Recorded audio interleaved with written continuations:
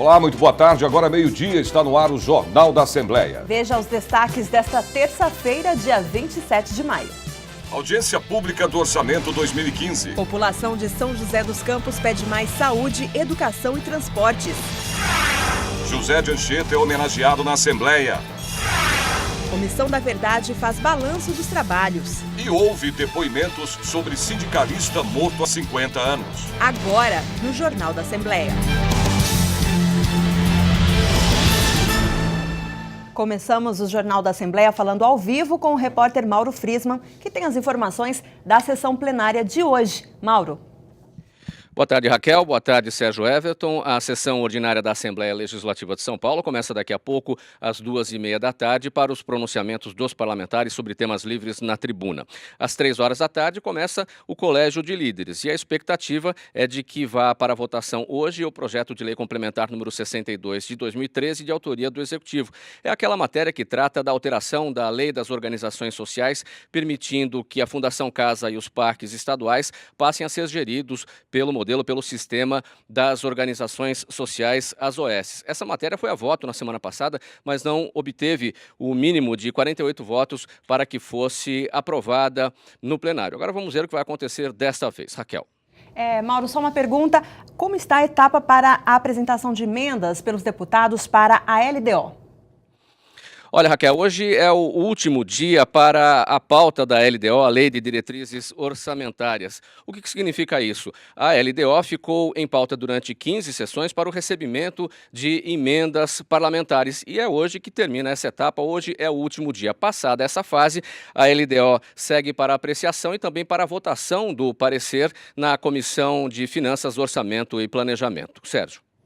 Ok, Mauro. E do auditório, Paulo Kobayashi, vamos ao plenário Dom Pedro I, onde está o repórter Jorge Machado. Ele tem as informações sobre a Comissão de Finanças, Orçamento e Planejamento de hoje. Boa tarde, Jorge. Boa tarde. Daqui a pouco, 2h30 da tarde, aqui no plenário Dom Pedro, acontece a 10ª reunião da Comissão de Finanças, Orçamento e Planejamento. Os deputados vão avaliar uma pauta com 11 itens, dentre eles o projeto de lei 316 de 2012, de autoria do deputado Celso Gílio, do PSDB. Ele dispõe sobre a implantação e instalação de microfones, alto-falantes, amplificadores fixos ou portáteis em todas as salas de aula das escolas públicas do Estado de São Paulo, uma reivindicação antiga dos professores. O relator da matéria, a relatora é a deputada Maria Lúcia Amari, e o parecer é favorável. E ontem, em São José dos Campos, aconteceu a 12ª audiência pública do Orçamento 2015. Eu estava lá e conferi tudo de perto. Veja a reportagem. A região metropolitana do Vale do Paraíba apresentou sugestões ao orçamento do Estado em audiência pública no plenário da Câmara Municipal de São José dos Campos. Foi a 12ª audiência de uma série de 21 encontros promovidos pela Comissão de Finanças, Orçamento e Planejamento. A presidência ficou a cargo do deputado Davi Zaia, do PPS. Uma casa-abrigo para mulheres vítimas da violência foi a primeira proposta apontada aos deputados da comissão. Os deputados recolheram uma série de pedidos ao orçamento, alguns pontuais, como o abastecimento de água no bairro Recanto Tamoios.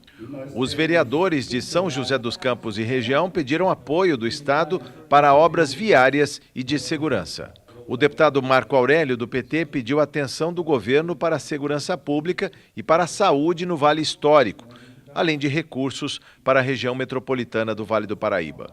Então eu peço para que o governador reveja essa política de segurança para que nós tenhamos não somente uma melhor segurança, mas como também melhores condições para os prefeitos. O deputado Oswaldo Virgínio, do PSD, reconheceu as demandas e disse que vai defender na comissão mais investimentos para o Vale. É muito importante que nós, deputados da Comissão de Finanças, da Comissão de Segurança, que nós pegamos essas reivindicações, que levamos para a Assembleia Legislativa com o maior carinho e tratar isso com responsabilidade. As prioridades para a região do Vale do Paraíba foram educação, saúde e transportes. Reivindicações que tratam da questão do saneamento, da questão da segurança, né, mas também muita coisa da questão da saúde, né, e da educação. Então nós estamos muito felizes de poder ter participado aqui, né, agradecendo à Câmara Municipal de São José dos Campos, a todos que participaram, porque a sua contribuição ajuda a melhorar o orçamento do Estado de São Paulo.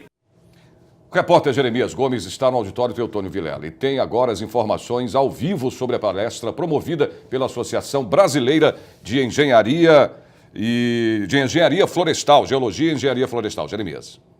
Exatamente. Boa tarde, Sérgio. Boa tarde você que nos acompanha. A Associação Brasileira de Geologia e Engenharia Ambiental vai realizar uma palestra a partir das 5 horas da tarde aqui no auditório Teotônio Vilela. É uma solicitação do deputado Beto Tricoli, do PV. Esta associação, esta palestra, tem o objetivo de debater e de contabilizar todos os desastres ocorridos no ano de 2014 na região sudeste. Portanto, você pode acompanhar a partir das 5 da tarde também pelo site www.al.sp.gov.br.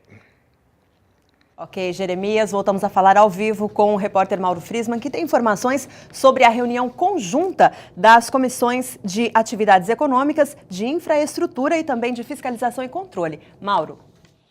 É isso mesmo, Raquel. Uma reunião tripla, conforme você falou, as comissões de atividades econômicas, infraestrutura e fiscalização e controle. Essas 3 comissões conjuntamente vão ouvir o secretário estadual de Planejamento e Desenvolvimento Regional, Júlio Semeghini, que é presidente do Conselho Gestor de PPP, Parceria Público-Privada. Conforme determina a lei, o presidente do Conselho Gestor de PPP tem que vir à Assembleia Legislativa para prestar esclarecimentos sobre as atividades do Conselho e também, neste caso, para apresentar os resultados obtidos com as parcerias no ano passado. Esta reunião está marcada para acontecer a partir das 2 horas da tarde no plenário José Bonifácio. Sérgio. Obrigado, Mauro. E o frio chegou para valer em São Paulo. Se você tem aí uma roupa em bom estado e não usa mais, pode ajudar na campanha do agasalho. A repórter Viviane Cesarino está na Estação da Luz, onde funciona um ponto de arrecadação. Boa tarde, Viviane. Para onde são encaminhadas as roupas, essas roupas doadas, Viviane?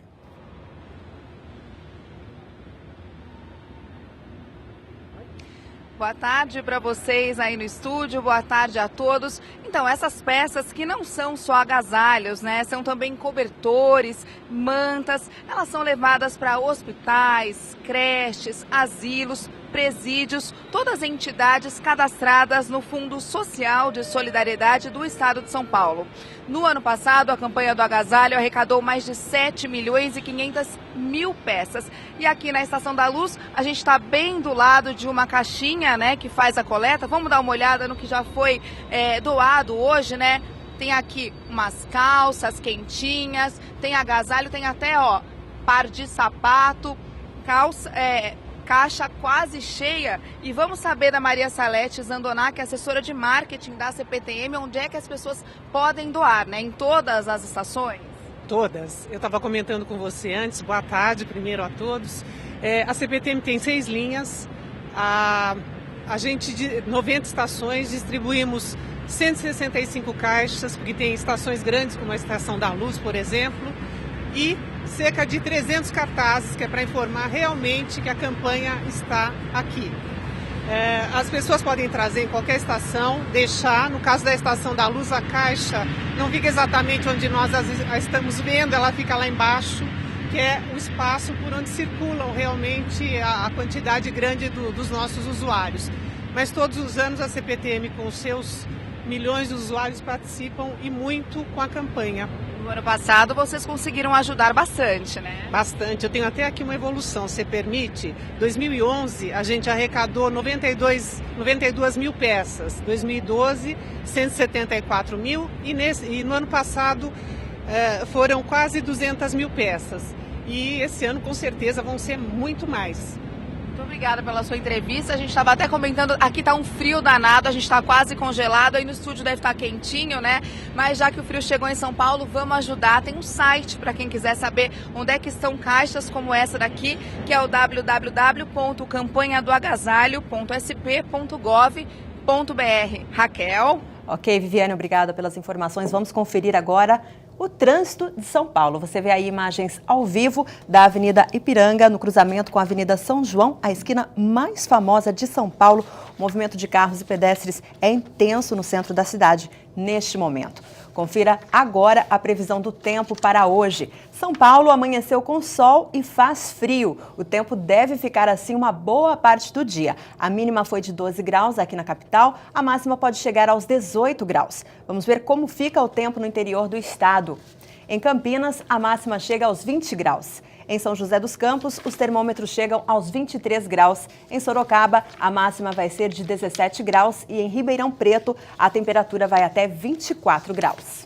Você vai ver logo depois do intervalo. O secretário estadual da Saúde apresenta o relatório quadrimestral da pasta aqui na Assembleia. E veja também, sessão solene presta homenagem ao padre José de Anchieta, recém-canonizado pelo Papa Francisco. A gente volta em 30 segundos, não saia daí.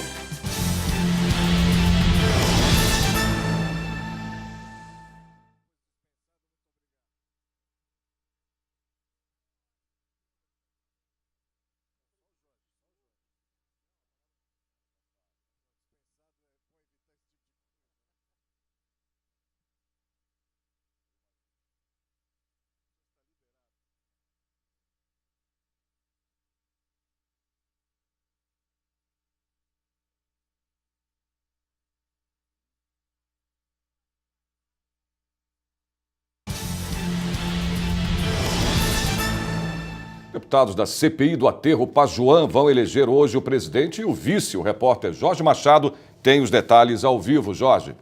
Pois é, antes da reunião da Comissão de Finanças, Orçamento e Planejamento, que está marcado para as 2h30, acontece aqui mesmo, no plenário Dom Pedro, às 2 horas, a reunião dos deputados que devem escolher o presidente e o vice da CPI do Aterro Pajuan. Na verdade, o acidente que aconteceu no lixão do Pajuan, que fica no município de Itaquaquecetuba, na zona leste de São Paulo. Esse acidente aconteceu no dia 21 de abril de 2011.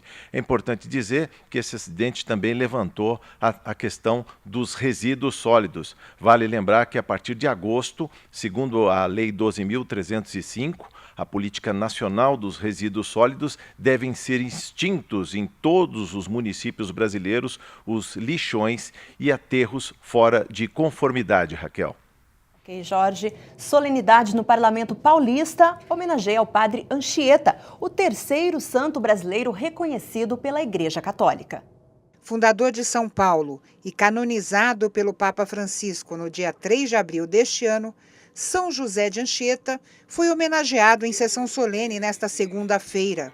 Padre Carlos Alberto Contieri, diretor do pátio do colégio, falou da importância de Anchieta para a história de São Paulo. Eu acho que a homenagem ao padre José de Anchieta aqui nessa casa, na Assembleia Legislativa do Estado de São Paulo, é o reconhecimento da importância que o padre Anchieta tem, fora inclusive dos muros da igreja, uma vez que a igreja está inserida no mundo. Então, evidentemente que isso adquire a sua importância, esse reconhecimento que ela tem para o nosso estado, para a nossa cidade, para todo o país. Houve a apresentação da Escola Cantorum do pátio do colégio, sob a regência de Felipe Bernardo.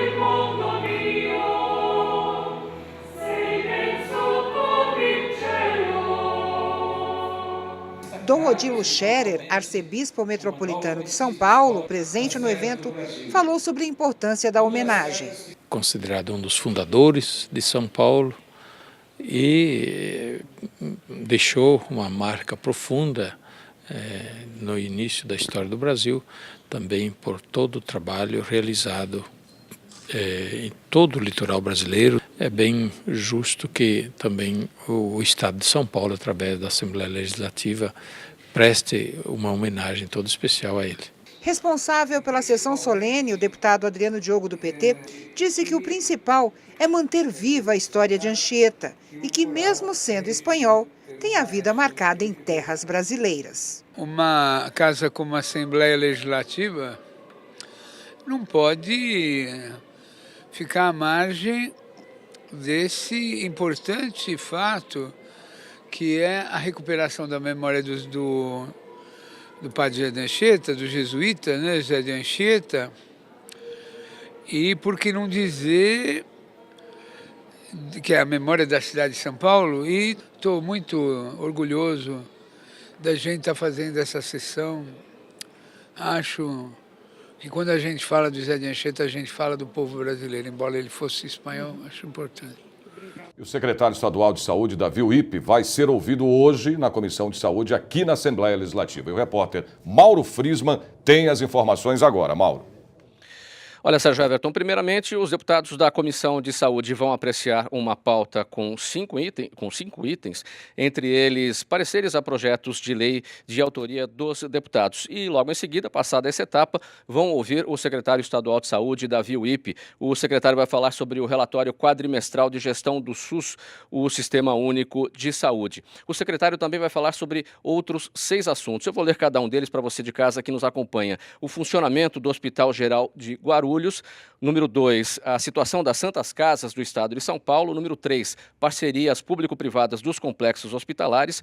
4, situação de atendimento do Hospital Geral de Pedreira, aqui na zona sul da capital. 5, esclarecimentos sobre o fechamento e a falta de médicos do Hospital Regional Osíris Coelho, em Ferraz de Vasconcelos. E também ainda o problema dos mamógrafos e aparelhos de raio-x armazenados desde 2008 no AME de Praia Grande. Todos esses assuntos, portanto, sendo esclarecidos pelo secretário estadual de saúde, Davi Uip, a partir das 2h30, ou melhor, a partir das 2h da tarde, sob a presidência da deputada Thelma de Souza, do PT, no auditório Paulo Kobayashi. Sérgio.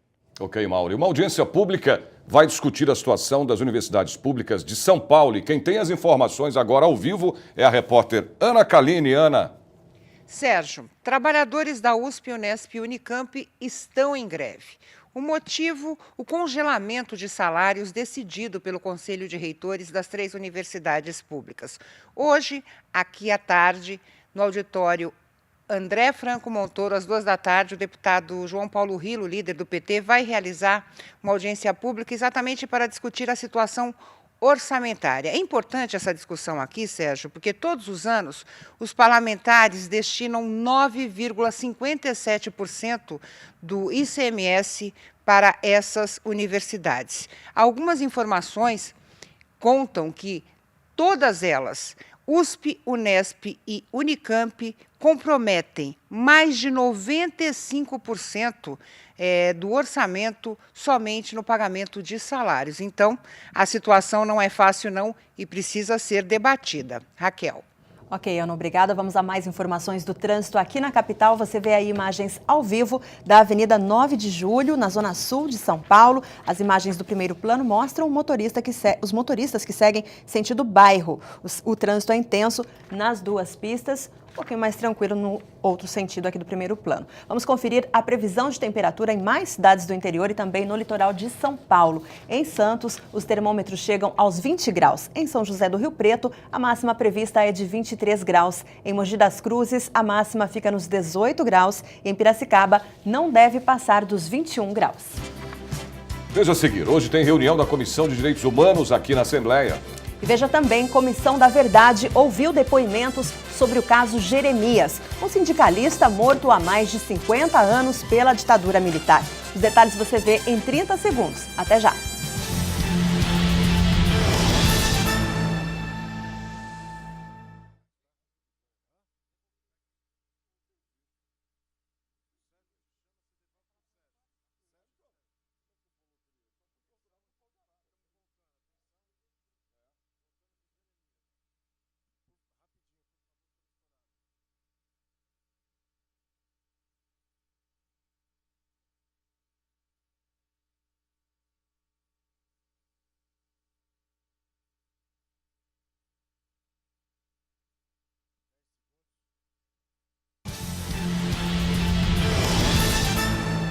Voltamos a falar ao vivo com o repórter Jeremias Gomes, que tem todos os detalhes da reunião da Comissão de Defesa dos Direitos da Pessoa Humana, da Cidadania, da Participação e das Questões Sociais. Jeremias.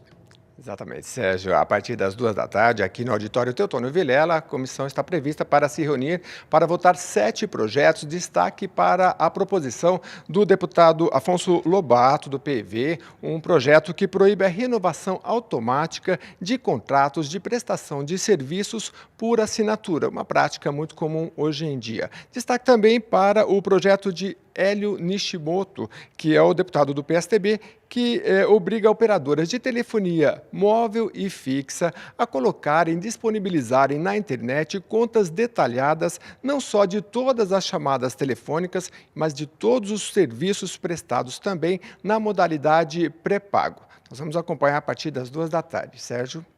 Ok, Jeremias. E o Conselho Consultivo da Comissão da Verdade fez um balanço dos trabalhos feitos até agora. E numa audiência pública, a comissão ouviu depoimentos sobre o caso Jeremias, sindicalista morto há 50 anos no sertão pernambucano. A 5ª reunião do Conselho Consultivo da Comissão Estadual da Verdade, Rubens Paiva, trouxe um balanço do trabalho que vem sendo realizado. Até agora, foram 122 audiências públicas, 650 depoimentos de familiares e sobreviventes do período da ditadura e 165 casos de mortos e desaparecidos definidos. No auditório Franco Montoro, familiares, pesquisadores e companheiros políticos prestaram depoimentos sobre o militante trotskista Paulo Roberto Pinto, Jeremias. A biografia do sindicalista foi contada no início da reunião com a exibição de um vídeo, interpretado pelo ator Dinho Lima Flor e produzido pela Comissão Rubens Paiva. A massa camponesa delirou, começaram a cantar e alguns choraram de alegria. O caso de Jeremias, ele chama a atenção não só por ter sido um jovem de eleição nacional assassinado, com 22 anos no interior de Pernambuco, mas por ter sido uma atuação do trotskismo num setor que eles não estavam acostumados a atuar, que era o campo. O militante, que já era figura conhecida por liderar greves e paralisações pacíficas nos engenhos, foi assassinado no dia 8 de agosto de 1963, em Itambé, na Mata Norte pernambucana, a mando dos donos do engenho Oriente. Na época, reivindicava o pagamento do 13º salário aos trabalhadores. Ele tinha total confiança nas pessoas que ele liderava, na massa camponesa, nos trabalhadores, e sempre consultava os trabalhadores para fazer qualquer coisa. Ele nunca tomava decisões sozinho, isoladamente. 3 dos 5 irmãos de Jeremias participaram da reunião. Eles contaram como era a relação da família com o sindicalista e o que esperam dessa audiência aqui no Legislativo Paulista. Essa comissão hoje ela foi transparente. Isso foi televisionado, foi gravado.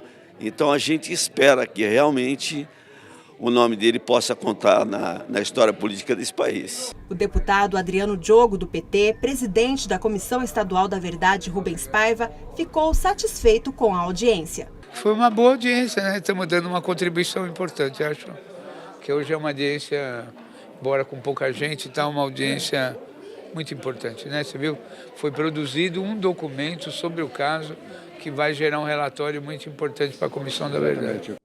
A Comissão de Atividades Econômicas se reúne hoje à tarde aqui na Assembleia. Mauro Frisman. Olha, Raquel, a Comissão de Atividades Econômicas aqui da Assembleia Legislativa vai apreciar hoje, pelos seus deputados integrantes, uma pauta com 6 itens, entre eles pareceres a projetos de lei de autoria parlamentar e também uma moção. Moção é um documento de apelo, de repúdio ou de elogio. Neste caso, é um apelo à presidente Dilma Rousseff para que, por meio dos órgãos competentes, possam ser eliminados os entraves burocráticos existentes nos portos brasileiros para simplificar as atividades de importação e exportação. Esta moção é de autoria do deputado Orlando Bolsoni, do PSB. A reunião está marcada para acontecer a partir das 2 horas da tarde, no plenário José Bonifácio, com o deputado Itamar Borges, do PMDB, na presidência. Raquel. Ok, Mauro, e a repórter Ana Kaline tem os detalhes da reunião da Comissão de Transportes e Comunicações. Ana. Raquel, a Comissão de Transportes e Comunicações se reúne aqui no plenário Tiradentes a partir das 3 da tarde para apreciar uma pauta com 8 itens, entre eles um projeto do deputado Beto Trícoli, do PV, que obriga a construção de ciclovias ou ciclofaixas em obras viárias que são feitas com recursos públicos, ou seja, com governo, com recursos do governo do Estado. Essa comissão, que é presidida pelo deputado João Caramês, do PSDB, também deve apreciar alguns requerimentos. Entre eles, um que os deputados querem ouvir representantes tanto do metrô quanto da CPTM sobre uma propaganda veiculada em uma rádio de São Paulo que, segundo eles, sugere o assédio em trens lotados. Sérgio. Ok, Ana. E nós voltamos a falar com a repórter Viviane Cesarino, que tem informações sobre a campanha do Agasalho 2014. Viviane, para doar a roupa tem que estar pelo menos em bom estado, não é? Tem que estar em bom estado sim, viu? Não pode ser nada remendado, nem rasgado, não. Até porque a gente vai olhar aqui no cartaz, da campanha do agasalho, e o próprio slogan, né, da campanha diz: roupa boa, a gente doa. O Fundo de Solidariedade do Estado de São Paulo não possui ninguém para costurar e reparar essas roupas que são doadas. Não precisa estar tudo novinho, em folha, mas tem que estar em boas condições para a pessoa, nesse frio, né, que receber, já poder usar. E é isso, doação, gente, é um ato de amor. Esfriou muito aqui em São Paulo, imagino que no estado de São Paulo todo também. Como é que a gente pode, né, deitar na cama de noite e não lembrar de quem não tem um pijama quentinho, de quem não tem um cobertor? Não tem como fazer isso. Então vamos abrir os nossos armários, né, principalmente nós mulheres que temos um monte de coisa sobrando às vezes, procurar caixas coletoras como essas daqui, que estão em locais de grande movimento de pessoas, como as estações de trem, de metrô, nos supermercados, nos bancos, nas praças. E se você quiser saber onde tem uma pertinho de você, é só entrar no site www.campanhadoagasalho.sp.gov.br. E se você for um comerciante e quiser colocar uma igualzinha a essa daqui no seu comércio, você também pode entrar nesse site e ver como fazer. É isso, Raquel, é com você. E você já abriu seu armário para a gente doar agasalho? Pois é, Viviane, está na hora, né? Obrigada pelas informações, viu? Vamos a mais informações do trânsito em São Paulo. Você vê aí imagens ao vivo da Avenida Paulista. O tráfego flui normalmente aí nos dois sentidos, né? Nesse primeiro plano, são os motoristas que seguem no sentido Paraíso, trânsito tranquilo, o motorista só para mesmo no semáforo. E no sentido contrário também, que são os motoristas que seguem no sentido Consolação, o trânsito também flui normalmente. O céu fica claro a maior parte do dia, tempo bom e faz frio em quase todo o estado hoje. Em Franca, a máxima chega aos 23 graus. Em Bauru, a máxima é de 19 graus. Em Limeira, os termômetros batem a casa dos 20 graus e em Marília, a máxima prevista para hoje não passa dos 19 graus.